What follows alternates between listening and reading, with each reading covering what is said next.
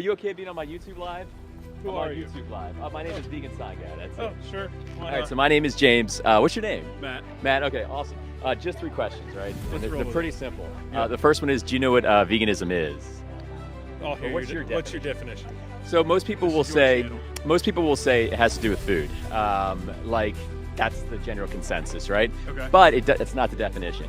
The definition, which I like to amplify on, is it's a rejection of animal exploitation, Yes. and to the point that's most practical possible. So it's not perfection.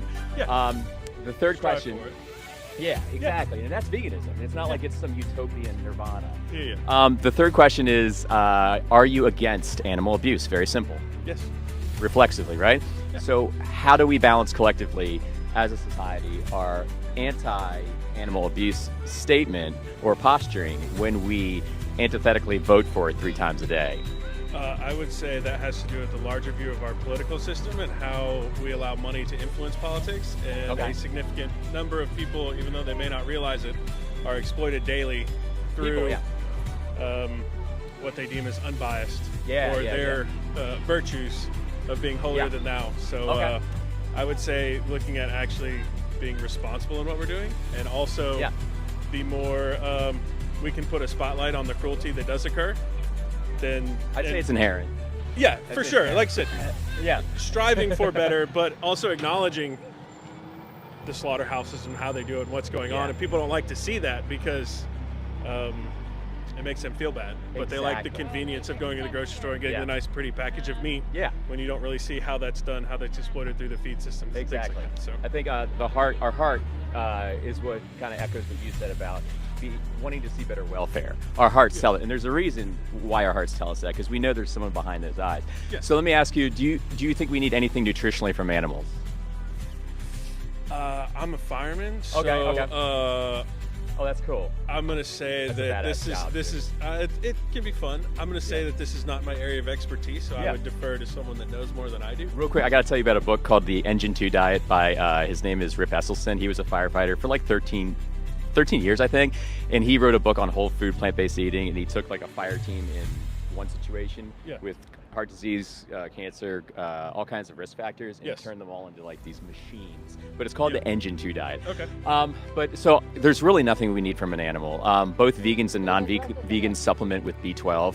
Non-vegans get it from a shot to the animal, and the vegans actually just take it. And there's still a lot of speculation around that. But wouldn't you say that if there's nothing we need from it, then there are some stark implications that are looming, meaning there's no reason to take the life of a sentient being? What do you think about that? I think it goes to kind of the bigger construct of what we believe our diet is supposed to be and what's pushed on us. If you look back in primitive times, it was mostly plants because you didn't have to chase after them to kill them. And we did, to the best of my knowledge, use some meat, but it was more at festivals or gatherings or celebrations. I would say you're not wrong. It's just there's a big culture thing. Sure. So habit, taste, convenience, culture. Those are the 4 reasons that we continue doing what we're doing. But do you think, like personally, like your values, do you think any of those eclipse what's happening to animals, like are more important than what's happening to, say, a sentient being that has eyes to see, a nose to breathe, a brain, a family to love? And we just pay the farmer, even if they're getting back rubs and bunny, they're showing them bunny rabbits, they're going to kill them, and they're literally going to slit their throats. To get into my background a little bit, my stepdad and I would go hunting together. And even though it is still taking an animal's life, don't get me wrong, I'm not knocking that out. To me, that is much more ethical than them lining up in a freaking slaughterhouse and getting something rammed through their freaking brain, hung up and bled out. It's disgusting. So, it's like the movie Saw. It is interesting to see how, and this is where politics and your heart and everything else gets, it doesn't make any sense. A party that largely supports large corporations also supports hunting on a large scale, but then when you point it out to them, it's the hypocrisy of, they're like, wait a minute, but and it's I'd say there's an uptick there as far as the ethics, like you said. It's better for than sure. going through it. However, I wouldn't say it's the right thing. You know what I mean? Like we I'm can. not saying it's right. I'm just saying going to what you're saying here, it's what we're told, it's what's going on until you start to narrow that down, which is what you're doing with your YouTube channel. it makes people see the hypocrisy that's in their lives and have to acknowledge it and sort through that big ball of rubber bands that's all connected and go, okay, well, if I pull this one off, well, look what else I found. Look what else I found. Yeah, I see what you're saying. Like there's politics, there's habit, taste, convenience, culture. There's all these things that are kind of obfuscating what's at the very center. And what's at the very center of the only reason I'm doing this is to kind of bring a limelight to the what it is, and it's the golden rule. You've heard of the golden rule. You know what it is. And all it is in 2025 we extend that to other sentient beings because we can evolve to do that now. Like we're so evolved and we have readily available vegan options everywhere that we can do that. So whatever we did in the past, we raped, we pillaged, we did eat meat, we did all kinds of shit.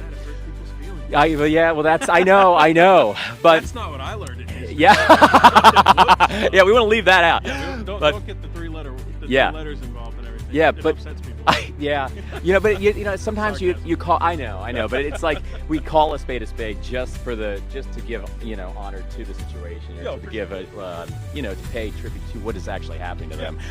But okay, maybe one of the last questions: what would stop you from going vegan? I think more education on how to eat different meals. Yeah, first off, before you go, here, just take one of these. It's got a ton of resources on it. I had a few friends in the fire department who have, and some of it just through joking means, or just through a friend who was vegan or vegetarian or whatever word you want to insert there. And some of them just started out with like, yeah, man, I'll do it for you. And next thing you know, they're like, man, I was a year in and I went to go eat a burger and it just tore me up. And he was like, okay, I can't do that anymore. So he just did it with a friend. They did it as a group or whatever. And the next thing you know, they that's their life now. Which is not bad. It was not an intentional moral thing. It was just kind of, sure, man. Well, I'll tell you, if taste is one of them, like burgers, like I still eat like burgers, right? I'm not out here marketing for these guys. I just have their shit, Western. I'm just happy to be here today. But these guys are great. Impossible, Gardein. You're going to hear all kinds of bad stuff about these guys. And that's from incumbent industry. Exactly. But on a net basis, they're better for your health. They're better for the animals. They're better for the planet. And it's not like you have to keep doing this your whole life. I just eat it every once in a while if I want to. There are many whole food plant-based vegans, like Rip Esselstyn, the one that I told you about, who wrote the Engine 2 diet. He's like a level 10 vegan. And he's macho. He does triathlons. He really like breaks the paradigm where people think, oh, you're a frail, weak vegan. You can't do this. I mean, it's vilification. Yeah, and how he paints it is like if you're a vegan, you're a guardian. You're not a because you're weak or kind of bullies when we're shoring these systems up and we're saying you're not as important as my taste buds. I'm going to send you to death, even though we're cognitively dissonant from that. He's had such the fortitude to stay, and I gave him a little card. I'm just out here spreading awareness. That's it. But I got some resources on there. Challenge 22. I look like I'll present a certain way, but up here it's like, wait a minute. Brain ninja. Oh, okay, gotcha. I help with politics back home. Oh, very cool. On behalf of other firemen. Amazing. Stuff at the Capitol and really seen beyond what they. Amazing. I love your job. I love that profession. I think it's such a respectable profession, and I appreciate everything you do. Thanks, but I'll let you guys go. Just check out the card for sure. And I like to leave people with this, and this is a hard thing to hear, but until we go vegan, we're putting these animals in the slaughterhouses just for us until we do it. So there's some food for thought on that card, and we can make the change, boom, just like that. We're all helping. All right. Well, have a great day, everybody. Bye.